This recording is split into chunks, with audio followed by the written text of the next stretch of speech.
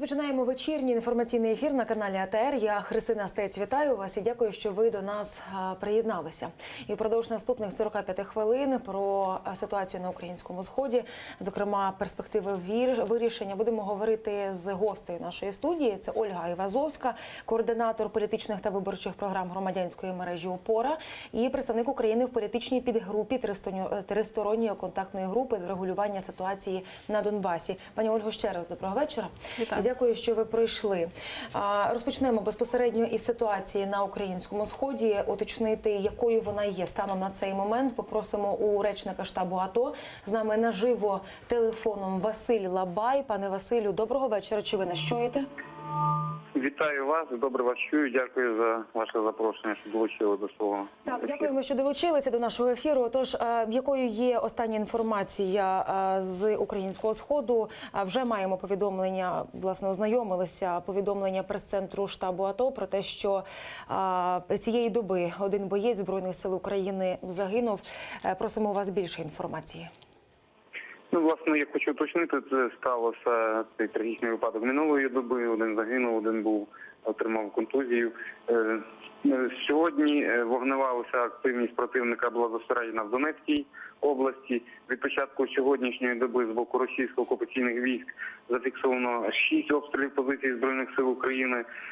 Зокрема, противник неодноразово вів вогонь з мінометів калібру 82 мм, гранатометів різних видів та великокаліберних кулеметів по наших опорних пунктах неподалік населеного пункту Луганське, це Світлодарська дуга.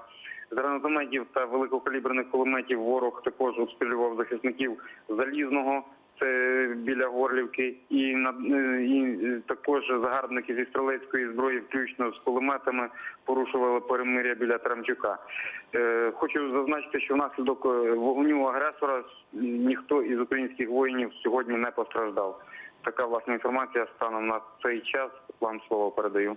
Пане Василю, дякую вам за те, що ви знайшли час і можливість долучитись до нашого ефіру, безпосередньо розповісти нам останню інформацію з фронту. Василь Лабай, речник штабу АТО, був з нами наживо телефоном.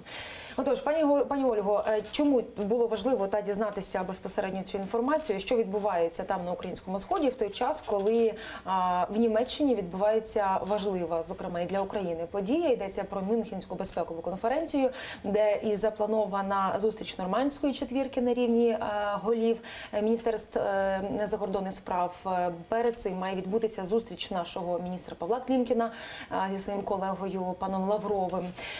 Якщо загально почати про ваші очікування і загалом про важливість безпосередньо в цей час, саме зараз, цих зустрічей і цих переговорів. Ну, дійсно, знакова конференція, вона є щорічною, традиційною. На ній говориться про головні глобальні виклики в сфері безпеки, які стосуються не лише європейського регіону, і до неї залучена величезна кількість людей, думка яких є впливовою на прийняття наступних політичних рішень з боку керівництва різних держав або певних геополітичних утворень. На Мюнхенській безпековій конференції, на полях конференції відбуваються в тому числі офіційні, неофіційні комунікації між різними представниками держав. І на рівні міністрів, і на рівні, і є виступи президентів. Але я думаю, найголовніше це не лише зустріч лідерів Міністерств закордонних справ, голів, міністрів 4 держав, як таких, а й продовження комунікації їх навколо дорожньої карти, яка повинна була бути розроблена до листопада 2016 року. Дорожня карта – це мав бути покроковий деталізований документ, який би визначав не лише порядок, а й послідовність і взаємозалежність певних етапів мирного врегулювання ситуації на Донбасі, де всі сторони брали б на себе певні офіційні зобов'язання. Тому що одна справа – це Мінський майданчик, де ведуться діалоги із Російською Федерацією і разом з ними і представниками окремих районів Донецької і Луганської області, не напряму, а знову таки, як частина спільної їхньої делегації. Тоді як нормандський формат – це все ж таки офіційні представники 4 4 держав, і відповідно їхні рішення або навіть комунікації мають офіційні наслідки, а не лише пролонгацію самих діалогів. На що очікується? Актуалізовано питання по Україні миротворчої місії. Там присутні не лише представники 4 держав Нормандської четвірки, а й той самий спецпредставник Сполучених Штатів Америки пан Волкер. Це не означає, що між ними буде в 5-сторонньому форматі якась офіційна зустріч, але комунікації, контакти мають місце. На моє глибоке переконання, зустріч Клімкін-Лавров в більшій мірі є продовженням тієї телефонної розмови, яка була між двома президентами Володимиром Путіним і також Петром Порошенком. І ми знаємо предмет цієї зустрічі, в тому числі обмін заручниками. Тому сподіваємося, що ці наступні комунікації матимуть ефект і вже конкретні практичні наслідки. Власне, про все це детальніше поговоримо, зокрема і про дорожню карту, і про миротворчий контингент, і про обмін заручниками. І згадаємо буквально, що з приводу зустрічі з Сергієм Лавровим як висловився наш міністр закордонних справ Павло Клімкін. Він прогнозував про те, що розмова буде складна, я цитую. Я це прекрасно розумію, якогось прориву не очікую, але будемо намагатися тиснути. Давайте почуємо цитату безпосередньо міністра. Планую зустрітися з Лавровим. З ним буде тематика дещо інша, оскільки заручники – це фантастично важливо, а це зараз все блокується. Скажу Лаврову, що вони мусять свою окупаційну адміністрацію контролювати. Обов'язково порушу питання наших політичних в'язнів. З приводу контролювати окупаційну адміністрацію, теж зацитую я міністра, йдеться безпосередньо про погрози віце-спікеру парламенту Ірині Геращенко. Цитата далі. Остання мінська зустріч закінчилася тим, що Ірині Геращенко погрожували, погрожуючи її дітям. Тобто вони вже взагалі виходять з-під контролю. Я скажу Лаврову, каже Клімкін, що вони мають свою окупаційну адміністрацію контролювати. Тобто можна в будь-якому випадку вже навіть прогнозувати, що відповідь на це може говорити Лавров, про те, що зрештою вони, як то кажуть, їх там нет, ми нічого не контролюємо. Хочете, безпосередньо говоріть з ними і до чого тут я, умовно кажучи. Ця поведінка є стандартною, але тим не менше обмін заручниками, наприклад, або політичними в'язнями з боку Російської Федерації, тому що на території України немає політичних в'язнів, громадян Російської Федерації, це важливий контекст цієї зустрічі і, зрозуміло, нормандський формат чи мінський формат, він не виключає можливості двосторонніх комунікацій на рівні міністрів, тому що, знову ж таки, це не лише списки, які обговорюються в Мінську, а й ті ув'язнення, незаконно ув'язнення, які зараз знаходяться на території Криму, а також Російської Федерації. І в той чи інший спосіб Росія намагається їх не визнавати, як навіть громадянами України, якщо ми говоримо про окремих з них. Щодо погроз, вони дійсно мали місце, це була досить емоційна розмова в Мінську останнього разу, 14 лютого, і пані Ірина ділилась своїми враженнями як публічно, так і не публічно. І максимально потрібно цього уникати, тому що, по-перше, Ірина Геращенко є вищою посадовою особою, погрози її родині з боку чи то представників ОРДЛО, чи Російської Федерації, які, підкреслюю, сидять з одного боку столу перемовин і висловлюють єдину узгоджену позицію завжди. Протягом вже був 81-й раунд перемовин, принаймні в політичній підгрупі в Мінську 14 лютого, тому знімати себе відповідальність не можна. Тим паче, що Верховна Рада України прийняла, зокрема, і рішення в вигляді закону, в якому визнала Російську Федерацію країною-агресором. І ще хотілося б підкреслити, що санкції, які накладаються світом в різних форматах, і економічні, фінансові, і політичні, вони накладаються на Російську Федерацію у зв'язку з незаконною окупацією, анексією Криму і подіями на території Донбасу. Тому говорити про те, що ми ні на що не впливаємо, відповідно, питання зустрічне, тоді санкції потрібно накладати на ОБСЄ, які також є учасниками мінського формату або перемовин, але не здійснювали в бік України жодної агресії. Але це маніпуляції Росії, які традиційні. Так, до мінського формату безпосередньо ми поговоримо і маніпуляції довкола цього, і повернемося безпосередньо до цієї теми. Вже безпосередньо про обмін наших в'язнів ми заговорили. Йдеться безпосередньо про Сущенка та Сенцова. І, власне, про те, що Романа Сущенка та Олега Сенцова планують обміняти на кримських дезертирів Олександра Баранова Баранова та Максима Одинцова, засуджених в Україні до 13 і 14 років в'язниці відповідно. Про це повідомив представник Уповноваженого Верховної Ради з прав людини Михайло Чаплига. Далі я зацитую.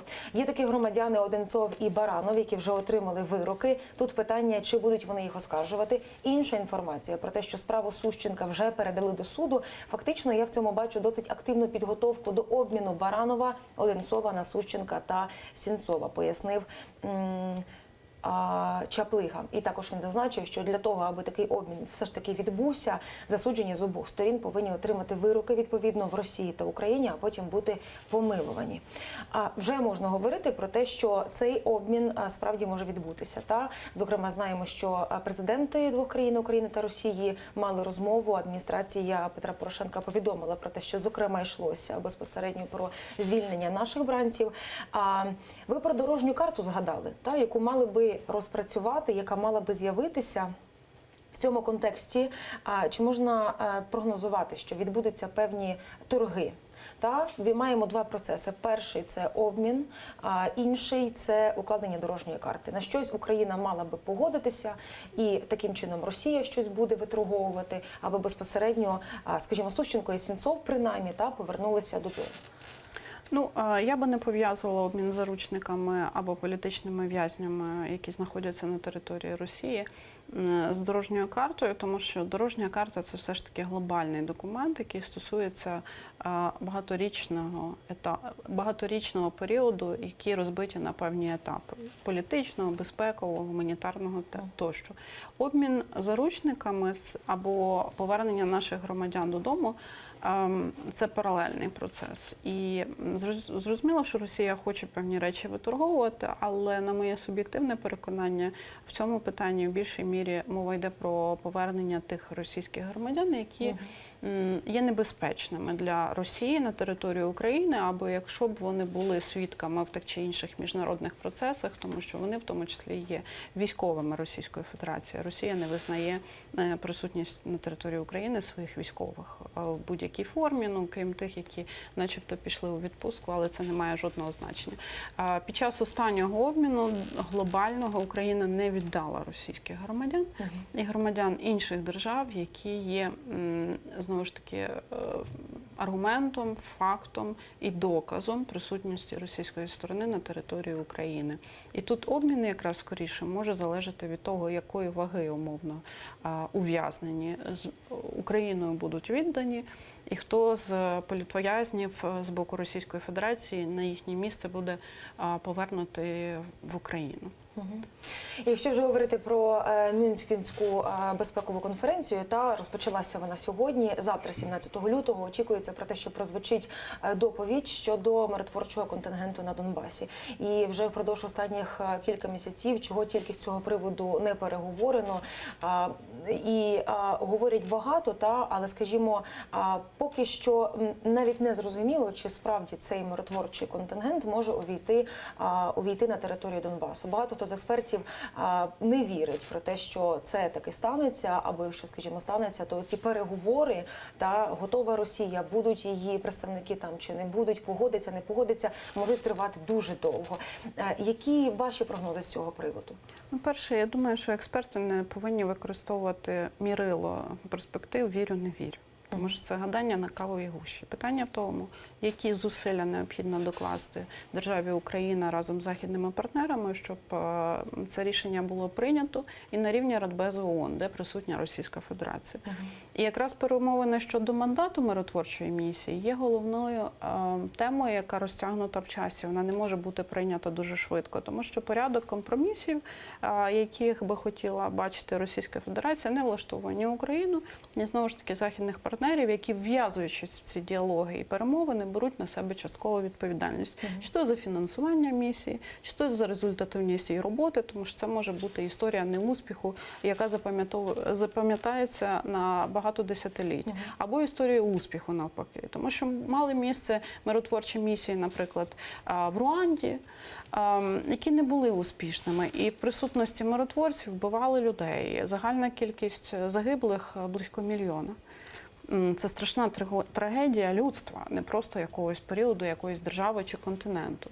І навряд чи, не згадуючи ці історії, може бути прийнято рішення щодо запровадження миротворців в Україні, якщо вони будуть неефективними. Росія хоче вихолостити максимально цей мандат. Знову ж таки, її перемовні позиції ми чули. Це охоронці для спостерігачів ОБСЄ, це відсутність доступу до кордону, і це їхнє розміщення фактично на лінії розмежування, чим встановлюється міжнародний контроль, міжнародний кордон між державою Україна, точніше підконтрольної її території і непідконтрольною окупованою територією. Зрозуміло, що такі миротворці Україні не потрібні, тому що вони не дадуть можливість досягнути мету, а крім того, заморозять кордон і конфлікт в цілому. Те, про що буде доповідь, ми вже знаємо, тому що оприлюднена ця інформація. І хочу звернути вашу увагу, що це не доповідь ООН, це доповідь, підготовлена експертом ООН на замовлення Міжнародного інституту Rasmussen Global. Тобто це є думка однієї особи станом на зараз, але ця думка дуже фахова і вона може вплинути на політичний рівень прийняття рішень. Тим не менше, не можна робити підміну понять, що це вже доповідь з боку ООН, або в будь-яких інших конфігураціях, про що я, принаймні вчора-сьогодні чую в засобах масової інформації. Зміст цієї доповіді частково задовольняє Україну, я переконана в тому, інтереси в Україні, точніше, частково може ставитись під сумнів, або щодо цього потрібно продовжувати діалог. Наприклад, чисельність місії близько 20 тисяч. Я думаю, що всі розуміють, що це позитивний фактор, кількість. Мандат, який дає можливість застосовувати зброю в тому числі. Врахування лінії кордону або довжини кордону, завдань тощо. Але, наприклад, контингент, тобто склад місій, може не всіх задовольнити. Тому що мова йде про виключення представників НАТО, країн НАТО, щоб не було ні з боку Канади, ні Сполучених Штатів, ні країн Європейського Союзу, які майже всі є членами НАТО. А в той же час не буде представників Російської Федерації. Але Росія, зрозуміло, може застосовувати своїх партнерів для того, щоб відстоювати власні інтереси або виконувати ті чи інші функції. Це також не факт, що влаштує Україну. Тоді, якщо ми викреслюємо НАТО, країни НАТО, потрібно викреслювати країни ОДКБ, в які в тому числі це безпековий альянс, створений Російською Федерацією, в яку в тому числі входять, наприклад, Росія, Білорусь, Казахстан і інші держави. Тоді, як в доповіді говориться, що якщо ми прибираємо НАТО країни, то, наприклад, можна залишити Фінляндію, Швецію, Австралію. Але пропонувати і миротворців з боку Білорусі, Казахстану і інших держав. Тобто це є предмет для діалогу, хоча сама по собі доповідь є вагомий внесок в загальний контекст і перемовин. Зрештою, коли на важливому міжнародному майданчику прозвучить доповідь і вперше на такому рівні підніметься питання миротворчого контингенту на Донбасі, це теж в будь-якому випадку плюс. Тобто ми вже офіційно на певному рівні починаємо про це говорити. Після цього, коли прозвучить ця доповідь, які подальші кроки, скажімо, з боку України, тобто які далі мають відбуватися переговори? Бо всі говорять про те, що будуть переговори, в яких форматах, які наступні кроки, чи можна вже зараз про це говорити, як би це алгоритм, як би це мало відбуватися? Перше, змістовна частина, я переконана, має бути обговорена в суспільстві, тобто в Україні, на медійних майданчиках, офіційних, неофіційних, тому що потрібно розуміти, який є запит суспільства або червоні лінії, тобто проти чого буде однозначно виступати спільнота громадян. Це є інклюзивність, певно. Якщо говорити про міжнародні рівні, зрозуміло, що це нормандський формат, двосторонній формат, тому що Волкер, Сурков постійно говорять про миротворців, принаймні протягом останніх раундів перемовин з осені. І, звичайно, ті країни, які входять в Радбез ООН. В двосторонньому форматі Україна-Російська Федерація, принаймні, я не знаю, чи сьогодні буде підніматися це питання між Лавровим і Клімкіним, тому що краще вирішувати тактичні, але перспективні, дуже важливі питання. Наприклад, обміну повернення політичних в'язнів, які знаходяться на території Російської Федерації, ніж ще один етап. Тобто, це залежить від часових рамок цієї зустрічі. і таке інше. Цікаву річ ви сказали про те, що безпосередньо в українського суспільства в цьому випадку будуть питати, наскільки є запит безпосередньо, і де безпосередньо ця червона лінія проходить, а в який спосіб це можна зробити. Зрозуміло, що на телебаченні, в засобах масової інформації журналісти з експертами, скажімо, ці речі обговорюють, але, скажімо, звичайні українці, люди, які дивляться ці ефіри і слухають, читають, вони рідко можуть висловити свою думку з цього приводу. Це має бути якесь опитування?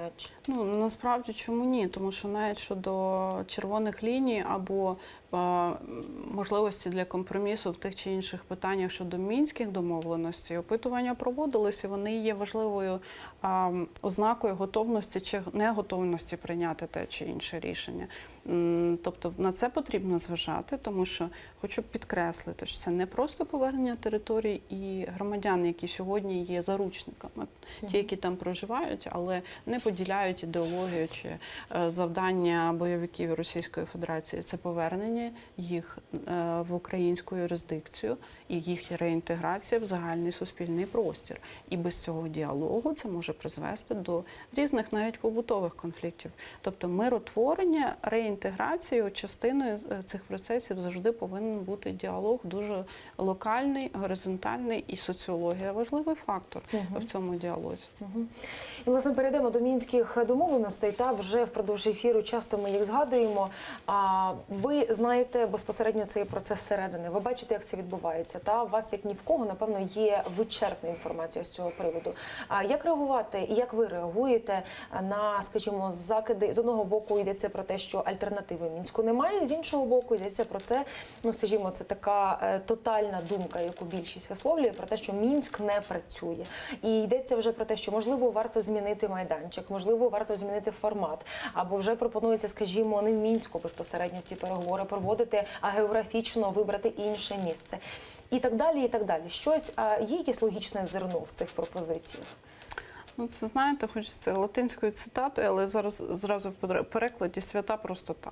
Тобто «sancta simplicitas». Мова про те, що коли одного священника спалювали на багаття за його прогресивні позиції, підійшла жінка, досить стара, і вона не звертала увагу на загальний контекст. Вона просто бачила, що не запалюється вогонь. Вона підкидала хмиз для того, щоб він загорівся. Оця свята простота – це про цю історію, що, наприклад, від того, де саме будуть відбуватись перемовини, можна вплинути на їхній зміст.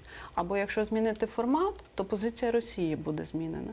На моє глибоке переконання, перше, ми вже давно пройшли фазу щодо Будапештського меморандуму і країн-гарантів, тому що одна з них напала на Україну, анексувала її територію, окупувала іншу. Друге, ми повинні... Ольго, я вас переб'ю, вибачте, запам'ятайте про друге. Ми маємо телефонний дзвінок від глядача, і аби зв'язок не зірвався, важливо зараз це включити. Доброго вечора, вітаємо вас. Хто ви, звідки? І, будь ласка, ваше запитання. Добрий вечір. Я Тамара Іванівна, Клих. Добрий вечір. Я хочу до пані Олени звернутися з таким запитанням. Я сьогодні розмовляла із своїм сином перший раз за 4 роки. По телефону йому дозволили. То він дуже хворий. Як вона скаже про хворих, які знаходяться політв'язні в Росії? Дякую за питання. Я розумію, що і поділяю абсолютно біль матері, які дають можливість синам, які зараз знаходяться в місцях позбавлення волі на території Росії за сфальсифікованою справою і ув'язнений. Але хочу підкреслити, по-перше, я не займаюся обміном заручниками, тому мої слова – це мої слова суб'єктивні. Думаю, що пані Ірина би краще відповіла на це питання, але я точно знаю, що питання політичних в'язнів, вони в топ-пріоритеті для найвищого керівництва держави. Це питання не обговорюється в Мінську, знову ж таки, з ряду обставин, тому що це не стосується Донбасу. Але це питання в порядку денному найвищому керівництва держави. Я дуже сподіваюся, що цей обмін відбудеться, тому що особливо ті стан здоров'я, яких є поганим, і які не отримують належну медичну допомогу і підтримку, вони, в принципі, їхнє ув'язнення і затримання і перебування там в таких умовах може розцінюватися як тортури, безвідповідальна позиція Російської Федерації, і вони ляжуть в основу разом з іншими зловживаннями і трагічними обставинами в той пакет, який призведе до відповідальності, я дуже сподіваюся, протягом років не лише окремих осіб, а й керівництва Російської Федерації. Хоча я розумію, що мої слова загальні для матері, але можу станом на зараз висловити лише свої співчуття. З іншого боку, я знаю, скільки зусиль докладають в тому числі посольства, які працюють на території Росії і Білорусі, тому що частково конфлікти або витурення за межі держави на замовлення Російської Федерації відбувалися з території Білорусі або викрадення по факту, як ми знаємо, по справі Гриба, теж з території Білорусі. Така позиція. Я розумію, що цей коментар не має значення для матері, але я перепрошую, це не зовсім моя сфера відповідальності. Я просто не хочу бути некомпетентною. У будь-якому випадку я вам дякую за відповідь. Безпосередньо матері цього незаконно ув'язненого в Росії я дякую за дзвінок. Дякую. Повернемося до мінських домовленостей. На другому пункті ми зупинилися. Йдеться про святу простоту і про пропозиції від різних експертів, різних кіл, яким чином можна щось покращити, щось змінити. Тобто я нагадала безпосередньо, про що ми говорили раніше. Перше, знову ж таки, відмовитись від мінського формату дуже просто. Це питання одного дня рішення. Але хоча б один експерт проаналізував, що ми втрачаємо, що ми отримуємо. Це не популярно. Мінські домовленості і формат абсолютно не популярний. І всі особи, які там присутні з боку держави Україна, вони, як ніхто, це відчувають, в тому числі і я. Але от дзвінок матері і обмін останній, який відбувся декілька тижнів тому. Чи варті ці люди для того, щоб продовжувати цей формат, які були повернуті до своїх родин? Я переконана, що так. Чи вартий цей формат продовжувати, вкладати в нього зусилля і час, якщо санкції напряму проти Російської Федерації зав'язані на мінському формату і мінських домовленостей? Я переконана, що так, тому що Росія відчуває конкретні економічні матеріальні втрати в зв'язку з цим. Якщо говорити про інші формати, знову ж таки, можна довго дискутувати сам з собою або з вами, але давайте елементарно, в яких форматах хто присутній. От у нас є нормандський, двосторонній США, Російська Федерація, мінський. Кажуть, мінський себе вичерпав, він умер. Перепрошую, а що пані Меркель, пан Макрон, вони слабкі лідери Євросоюзу? Я думаю, що ні. Але там теж присутня Російська Федерація. Так само, як США, Російська Федерація формат. Він ефективний, неефективний, в нього потрібно інвестувати. Тому що скрізь є Росія. І це є джерело проблеми, а не назва формату, місто, в якому відбуваються перемовини, або навіть його учасники. Учасник цих всіх форматів один – це Росія. І які є джерелом проблем і агресії. Власне, Ірина Геращенко у своєму Фейсбук частково написала те, про що ви щойно сказали, а крім того, окреслила стратегічні завдання, зокрема для мінського формату на 18-й рік. І вже безпосередньо те, що ми згадали, це йдеться про звільнення всіх незаконно утримуваних на окупованих територіях і в тюрмах Кремля, а також розблокування процесу пошуку зниклих безвісти. І, власне, читаючи це, можна сподіватися на те, що цей процес пошуку зниклих безвісти найближчим часом, скажімо, він буде розблокований і там відбудеться певний поступ, оскільки ми і до Нового року, і буквально кілька тижнів тому, про що ви сказали, ми побачили поступ в звільненні наших заручників. Чи про це ще рано говорити і зрештою, можливо, і не варто говорити, аби не забігати наперед? Насправді пошуки зниклих безвісті є дуже важливим питанням, тому що це частина перехідних митної або юстиції по факту, коли буде реалізовано вже певні етапи безпекові і буде повертатися судочинство на території окремих районів Донецької і Луганської області, потрібно реалізовувати принцип правди. Навіть якщо хтось буде умовно амністований, з тих, хто не був причетний до військових злочинів або злочинів проти людяності, принцип правди – це коли рішення судами приймаються на основі достовірних даних. І якщо є країни, в яких, наприклад, амністія застосовувалася до вбивць, але принцип цей означає, що кожна сім'я має мати повну інформацію щодо того, де загинув член родини, хто його вбив, і за яких обставин це відбулося. Позиція України, що ніхто з військових злочинців не буде помилуваний або амністований, але пошук пропавших безвісти частково пов'язаний з пошуком тіл загиблих. Поки що поставимо 3 крапки на цій темі. Важка тема. Та й знаєте, так коли от просто ти про це говориш, та як оперуючи інформацією, то воно якось по одному відбувається. Та можна аналізувати багато, можна говорити, припущення. А от коли ти чуєш оцей фідбек та з того боку людей, які безпосередньо нас дивляться, зокрема, і чуєш такі дзвінки, то важливість цієї розмови, зокрема ваших слів, які ви говорите, вона стає набагато більшою важливістю. І це стає більш предметним. Тому я дякую вам за ці роз'яснення. І оскільки ви є координатор політичних та виборчих програм громадянської мережі «Опора», ще про одну тему хочу з вами поговорити. Вже почали ми говорити всі про те, що вибори наближаються, і зрештою це видно, що відбувається і в інформаційному просторі, і в політикумі. І йдеться про те, що низка політичних партій вимагають повернення лідера партії «Нових сил» Міхеїла Саакашвілі до України. Відповідну спільну заяву поширив у Фейсбук рух «Нових сил». Під нею, окрім самого руху, підписалися Демальянс, Громадянська позиція, Народний контроль, Європейська партія України, Батьківщина, Самопоміч, Свобода, Громадянський рух «Хвиля». Вони вважають, що влада вчинила політичну розправу над одним із лідерів опозиції, порушила права людини і завдала шкоди міжнародній репутації України. І безпосередньо з приводу порушень прав людини, то адвокати Міхеїла Саакашвілі з цього приводу вже поскаржилися до Європейського суду з прав людини і подали перший пакет документів в рамках правила 39, яке забороняє захоплення і незаконне вивезення людей за кордон. І депутати проанонсували про те, що готують ще один пакет матеріалів.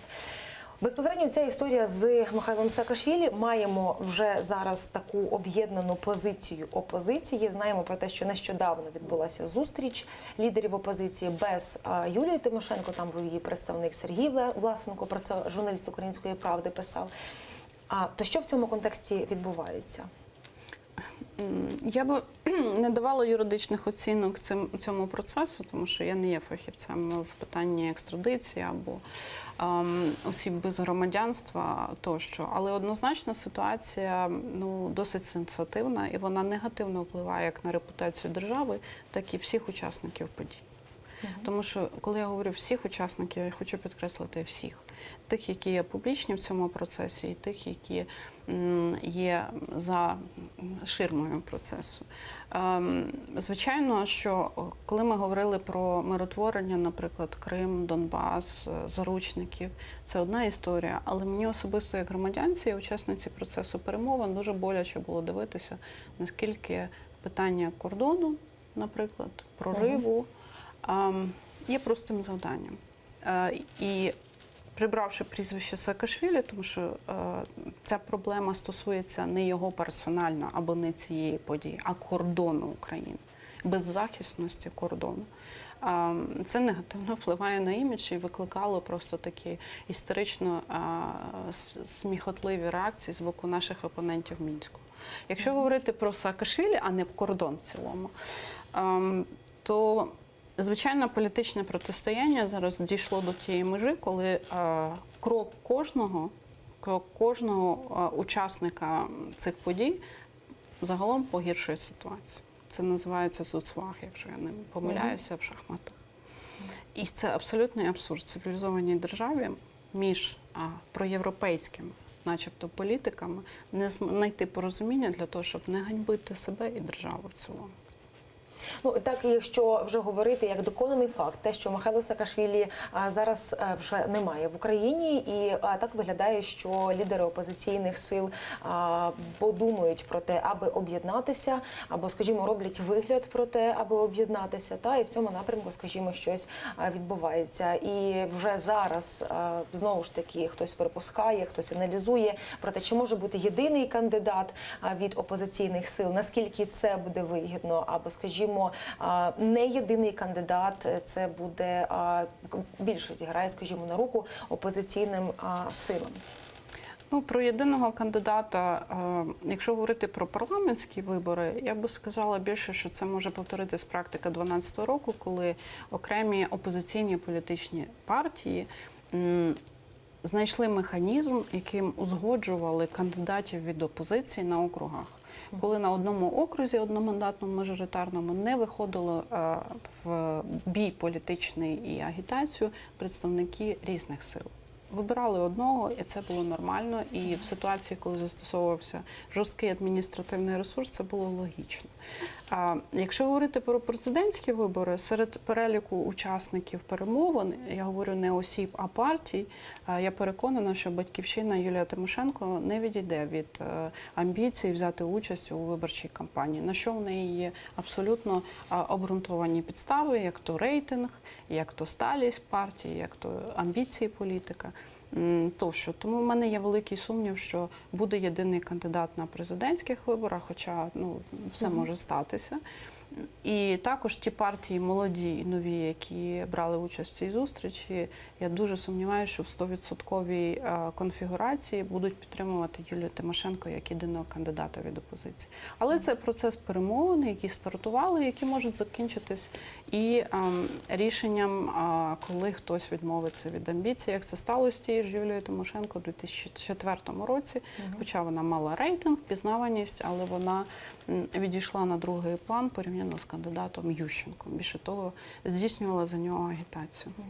І маємо 4 хвилини, але продовжуючи тему виборів, не можу не запитати про вибори Путіна та 18 березня, зокрема в Криму. Йдеться про те, що 10 тисяч людей, які безпосередньо братимуть участь у цих виборах, як члени різних комісій, вони будуть пізніше в перспективі нести кримінальну відповідальність на території України. Абсолютно з вами не згодна. Я розумію, яке джерело цієї інформації чи заява, Комітет виборців України була звернувся до Комітету виборців України, але це абсолютно нелогічно, зважаючи на те, що Україна визнає окупованим Крим.